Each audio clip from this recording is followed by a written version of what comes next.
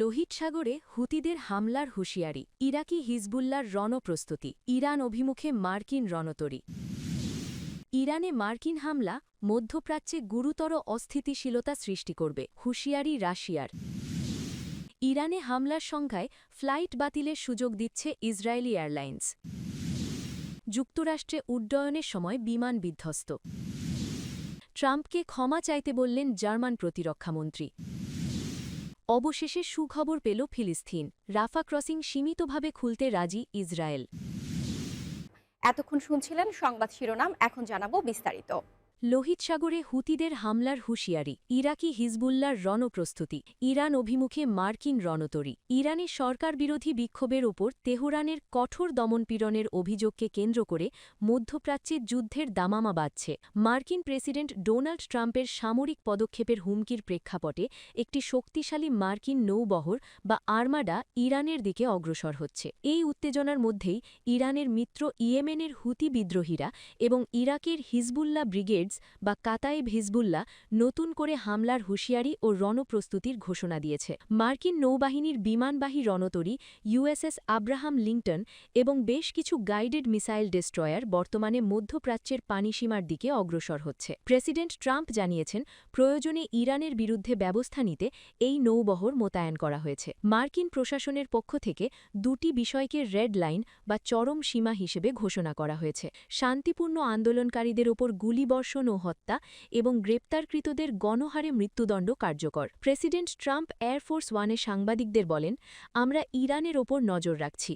কোনো অঘটন ঘটুক তা আমি চাই না, তবে আমাদের একটি বিশাল নৌবহর সেদিকে যাচ্ছে। লোহিত সাগরে হুতিদের শীঘ্রই হামলার হুমকি, ইরানের ওপর মার্কিন চাপের পাল্টা জবাব হিসেবে ইয়েমেনের ইরানপন্থী হুতি বিদ্রোহীরা লোহিত সাগরে নতুন করে হামলার হুমকি দিয়েছে। সোমবার হুতিদের প্রকাশিত একটি সংক্ষিপ্ত ভিডিওতে জ্বলন্ত জাহাজের ছবির ওপর ক্যাপশন দেওয়া হয়েছে, সুন, অর্থাৎ শীঘ্রই। উল্লেখ্য, গাজা যুদ্ধকে কেন্দ্র করে হুতিরা এর আগে ১০০টিরও বেশি জাহাজে হামলা চালিয়েছিল। দীর্ঘ বিরতির পর বর্তমান উত্তেজনার মধ্যে তারা পুনরায় হামলার সংকেত দেওয়ায় লোহিত সাগরের আন্তর্জাতিক জাহাজ চলাচল রুটে নতুন করে আতঙ্ক ছড়িয়ে পড়েছে।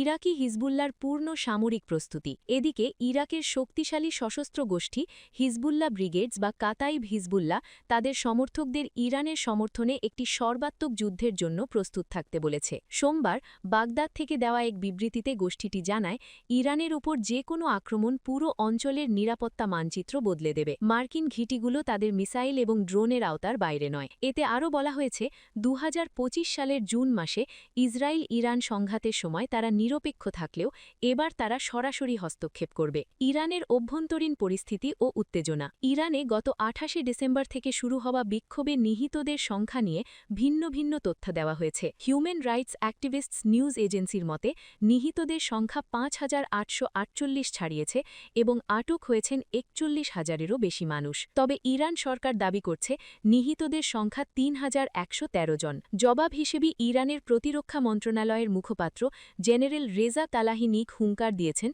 যে কোনো আক্রমণের মুখে ইরান এমন জবাব দেবে যা হবে অতীতের চেয়েও বেশি বেদনাদায়ক এবং চূড়ান্ত। ইরানে মার্কিন হামলা মধ্যপ্রাচ্যে গুরুতর অস্থিতিশীলতা সৃষ্টি করবে, হুঁশিয়ারি রাশিয়ার। সব পক্ষকে সংযত দেখানোর আহ্বান জানিয়ে রাশিয়া বলেছে, ইরানের ওপর সম্ভাব্য মার্কিন হামলা মধ্যপ্রাচ্যে গুরুতর অস্থিতিশীলতা সৃষ্টি করবে। সোমবার ২১ জানুয়ারি ক্রেমলিনের মুখপাত্র দিমিত্রি পেসকভ সাংবাদিকদের একথা বলেন। ওয়াশিংটন ইরানের বিরুদ্ধে সামরিক পদক্ষেপ নেওয়ার কথা বিবেচনা করতে পারে এমন প্রতিবেদন প্রসঙ্গে দিমিত্রি পেসকভ সাংবাদিকদের বলেন, এটি নিঃসন্দেহে এই অঞ্চলের পরিস্থিতিকে গুরুতরভাবে অস্থিতিশীল করার পথে আরও একটি পদক্ষেপ হবে। তিনি বলেন, উত্তেজনা প্রশমিত করতে রাশিয়া প্রচেষ্টা চালিয়ে যাচ্ছে। এই পরিস্থিতিতে আমরা সংশ্লিষ্ট সব পক্ষের কাছ থেকে সংযম প্রত্যাশা করি এবং দেখতে চাই যে তারা যে বিষয়গুলিকে প্রাসঙ্গিক মনে করে সেগুলির সমাধানে একান্তভাবে শান্তিপূর্ণ আলোচনায় মনোযোগ দিক। এর আগে ইসরায়েলি গণমাধ্যম জানায় যে যুক্তরাষ্ট্র গত এক সপ্তাহ ধরে ইরানের ওপর হামলার প্রস্তুতি নিচ্ছে এবং সেই প্রস্তুতি ইতিমধ্যে সম্পন্ন হয়ে যেতে পারে। তবে রাশিয়া এর আগেও সতর্ক করেছে যে ইরানের ওপর যে কোনো হামলা এই অঞ্চলকে অস্থিতিশীল করতে পারে। পরিস্থিতি শান্ত করতে কূটনৈতিক উদ্যোগের আহ্বান জানিয়েছে মস্কো। ইরানের হামলার শঙ্কায় ফ্লাইট বাতিলের সুযোগ দিচ্ছে ইসরায়েলি এয়ারলাইন্স। ইরানে যুক্তরাষ্ট্রের সম্ভাব্য হামলা নিয়ে সতর্ক অবস্থানে রয়েছে ইসরায়েল। মধ্যপ্রাচ্যে চলমান অনিশ্চয়তা ও সম্ভাব্য সংঘাতের আশঙ্কায় দেশটির ৩টি এয়ারলাইন্স এল, ইসরায়ার ও আরকিয়া যাত্রীদের ফ্লাইট বাতিলের বিশেষ সুযোগ দিচ্ছে। এয়ারলাইন্সগুলোর বরাতে রয়টার্স জানিয়েছে সোমবার ২৬ জানুয়ারি থেকে যারা নতুন টিকিট কিনবেন তারা নির্দিষ্ট সময়ের মধ্যে কোনো অতিরিক্ত খরচ ছাড়াই ফ্লাইট বাতিল করতে পারবেন অথবা ভবিষ্যৎ ভ্রমণের জন্য ভাউচার নিতে পারবেন। গত বছরের জুন মাসে ইরান ইসরায়েলের ১২ দিনের সংঘাতের সময় ইরানি ক্ষেপণাস্ত্র হামলার কারণে ইসরায়েলের আকাশসীমা বেশিরভাগ সময় বন্ধ ছিল। যুক্তরাষ্ট্র ইরানে হামলা চালালে জবাবে ইসরায়েলে হামলা হতে পারে, এই ভয়ে ইসরায়েল সতর্ক অবস্থানে রয়েছে। দেশটির জাতীয় এয়ারলাইন্স এল জানিয়েছে আগামী ২ সপ্তাহের মধ্যে কেনা টিকিটের ক্ষেত্রে ফ্লাইটের ৪৮ ঘণ্টা আগে পর্যন্ত বিনা খরচে বাতিল করা যাবে। অন্যদিকে ইসরায়ার ও আরকিয়া এয়ারলাইন্সও একই ধরনের সুবিধা দিচ্ছে। এয়ারলাইন্স কর্তৃপক্ষ বলছে পরিস্থিতি এখনও স্বাভাবিক আছে এবং ফ্লাইট সূচি অনুযায়ী চলবে, তবে যে কোনো জরুরি পরিস্থিতি মোকাবিলায় তারা প্রস্তুত রয়েছে। মূলত আঞ্চলিক অনিশ্চয়তার কারণে যাত্রীদের তারা ফ্লাইট বাতিলের সুযোগ দেবে। আরকিয়ার প্রধান নির্বাহী কর্মকর্তা সিইও ওজ বেরলোভিচ বলেন, নিরাপত্তাজনিত ২ দুর্যোগপূর্ণ বছরের অভিজ্ঞতা থেকে আমরা অনেক কিছু শিখেছি। এই সময় বহু বিদেশি এয়ারলাইন্স তেল আবিবে ফ্লাইট বন্ধ করে দিয়েছিল। আরকিয়া যে কোনো পরিস্থিতির জন্য প্রস্তুত। এই মুহূর্তে ফ্লাইট সূচি স্বাভাবিকভাবেই চালু রয়েছে এবং প্রয়োজন অনুযায়ী আমরা অতিরিক্ত ফ্লাইট দিয়ে গন্তব্যগুলোকে শক্তিশালী করব। ২০২৩ সালের ৭ অক্টোবর গাজায় ইসরায়েলি বর্বরতা শুরুর পর থেকে এবং ২০২৫ সালের অক্টোবরে যুক্তরাষ্ট্রের মধ্যস্থতায় যুদ্ধবিরতি কার্যকর হওয়া পর্যন্ত ইসরায়েলি এয়ারলাইন্সগুলোই দেশটিতে ফ্লাইট চালু রেখেছিল। যুক্তরাষ্ট্রে উড্ডয়নের সময় বিমান বিধ্বস্ত। যুক্তরাষ্ট্রের মেইন অঙ্গরাজ্যের ব্যাঙ্গর শহর থেকে উড্ডয়নের সময় রবিবার সন্ধ্যায় ৮ জন আরোহী বহনকারী একটি বেসরকারি জেট বিমান বিধ্বস্ত হয়েছে বলে জানিয়েছে ফেডারেল এভিয়েশন অ্যাডমিনিস্ট্রেশন। ঘটনায় আরোহীদের আঘাতের মাত্রা তাৎক্ষণিকভাবে জানা যায়নি বলে ঘটনার বিষয়ে অবহিত একটি সূত্র সিএনএনকে জানিয়েছে। একটি বিবৃতিতে রবিবার ব্যাঙ্গর সিটি কর্তৃপক্ষ ও ব্যাঙ্গর ইন্টারন্যাশনাল এয়ারপোর্ট জানায় জরুরি সেবাদানকারীরা এখনও ঘটনাস্থলে রয়েছেন এবং আরও কয়েক ঘণ্টা সক্রিয়ভাবে কাজ চালাবেন। অতিরিক্ত তথ্য পাওয়া গেলে জানানো হবে। দুর্ঘটনার কারণ সম্পর্কে তারা কিছু জানায়নি। বিমানবন্দর কর্তৃপক্ষ সিএনএনকে জানায় সন্ধ্যা ৭:৪৫ দিকে জরুরি দলগুলো ঘটনাস্থলে পৌঁছায়। এফএএ জানায় দুর্ঘটনাটি তদন্ত করবে এফএএ এবং ন্যাশনাল ট্রান্সপোর্টেশন সেফটি বোর্ড। বিমানবন্দরটি রবিবার রাত ভর বন্ধ রাখা হয়। ফেডারেল নথি অনুযায়ী বিমানটি ছিল একটি বম্বার্ডিয়ারের চ্যালেঞ্জার ৬৫০ মডেলের ব্যবসায়িক জেট, যা হিউস্টন ভিত্তিক একটি লিমিটেড লায়াবিলিটি কর্পোরেশনের নামে নিবন্ধিত ছিল। দুর্ঘটনার সময় উত্তর পূর্বাঞ্চল জুড়ে ভয়াবহ তুষারঝড় চলছিল। মেইনে তাপমাত্রা হিমাঙ্কের অনেক নিচে নেমে যায় এবং হালকা তুষারপাতের কারণে দৃশ্যমানতা খুব কম ছিল। দুর্ঘটনার কয়েক মিনিট আগে ব্যাঙ্গর বিমানবন্দরের কন্ট্রোলার ও পাইলটদের মধ্যে কম দৃশ্যমানতা ও ডি-আইসিং নিয়ে আলোচনা শোনা যায় বলে লাইভ ATC.net-এর অডিও থেকে জানা গেছে। ট্রাম্পকে ক্ষমা চাইতে বললেন জার্মান প্রতিরক্ষামন্ত্রী। জার্মানির প্রতিরক্ষামন্ত্রী বোরিস পিস্টোরিয়াস মার্কিন প্রেসিডেন্ট ডোনাল্ড ট্রাম্পকে আফগানিস্তানে ন্যাটো মিত্রবাহিনীকে নিয়ে ব্যঙ্গ করা মন্তব্যের জন্য ক্ষমা চাওয়ার আহ্বান জানিয়েছেন। ইউরোপীয় রাজনীতিক ও সাবেক সেনাদের সমালোচনার সুরের সঙ্গে সুর মিলিয়েই তিনি এই আহ্বান জানান। গত সপ্তাহে ফক্স বিজনেস নেটওয়ার্ককে দেওয়া সাক্ষাৎকারে ট্রাম্প বলেন যুক্তরাষ্ট্রের ন্যাটোর কখনো প্রয়োজন হয়নি এবং মিত্ররা আফগানিস্তানের সামনের সারি থেকে কিছুটা দূরে ছিল।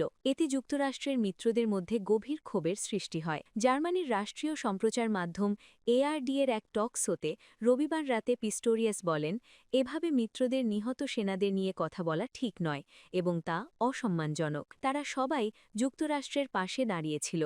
আজ ভিন্ন কিছু দাবি করা একেবারেই সত্য নয়। আফগানিস্তানে ন্যাটোর অপারেশন এন্ডিওরিং ফ্রিডম ও রিজলভ সাপোর্ট মিশনে হাজারো জার্মান সেনা অংশ নেন এবং এতে ৫৯ জন নিহত হন। ২০০১ সালের ১১ই সেপ্টেম্বর যুক্তরাষ্ট্রে আল কায়েদার হামলার পর এসব অভিযান শুরু হয়েছিল। পিস্টোরিয়াস জানান, পরবর্তী সময়ে যুক্তরাষ্ট্রের প্রতিরক্ষা মন্ত্রী পিট হ্যাগসেথের সঙ্গে কথা হলে তিনি বিষয়টি তুলবেন এবং ট্রাম্পকে ক্ষমা চাইতে অনুরোধ করবেন। তিনি বলেন, এটি শালীনতা, সম্মান এবং উপলব্ধির একটি নিদর্শন হবে। এর আগে যুক্তরাজ্যের প্রধানমন্ত্রী কিয়ার স্টারমার সহ আরও কয়েকজন ইউরোপীয় নেতা একই ধরনের মন্তব্য করেন। রাফা ক্রসিং সীমিতভাবে খুলতে রাজি ইসরায়েল। মিশরের সঙ্গে ফিলিস্তিনি ভূখণ্ড গাজার রাফা ক্রসিং সীমিতভাবে খুলতে রাজি হয়েছে দখলদার ইসরায়েল। গাজা থেকে শেষ জিম্মির মৃতদেহ উদ্ধারের পর এ কথা জানিয়েছে দেশটি। এ খবর দিয়েছে বার্তা সংস্থা এএফপি। এতে বলা হয়, রাফা গাজায় ত্রাণ প্রবেশে অত্যন্ত গুরুত্বপূর্ণ একটি প্রবেশদ্বার, যেটি গাজা ও মিশর সীমান্তে অবস্থিত। গুরুত্বপূর্ণ এই ক্রসিংটি মার্কিন প্রেসিডেন্ট ডোনাল্ড ট্রাম্প কর্তৃক যুদ্ধবিরতির একটি শর্ত। 2023 সালের অক্টোবরে যুদ্ধ শুরুর পর থেকে এই ক্রসিংটি বন্ধ রয়েছে। সপ্তাহান্তে জেরুজালেমে অনুষ্ঠিত আলোচনায় সফররত মার্কিন দূতেরা রাফা পুনরায় খোলার জন্য ইসরায়েলি কর্মকর্তাদের ওপর চাপ দিয়েছেন বলে খবর পাওয়া গেছে। বিশ্ব নেতারা ও ত্রাণ সংস্থাগুলো বারবার গাজায় আরও বেশি মানবিক সহায়তা বহর প্রবেশের আহ্বান জানিয়েছে। 2 বছরেরও বেশি সময় ধরে চলা যুদ্ধে গাজা মারাত্মকভাবে বিধ্বস্ত হয়েছে এবং জীবন রক্ষাকারী চিকিৎসা সরঞ্জাম, খাদ্য ও অন্যান্য প্রয়োজনীয় সামগ্রীর ওপর অঞ্চলটি নির্ভরশীল হয়ে পড়েছে।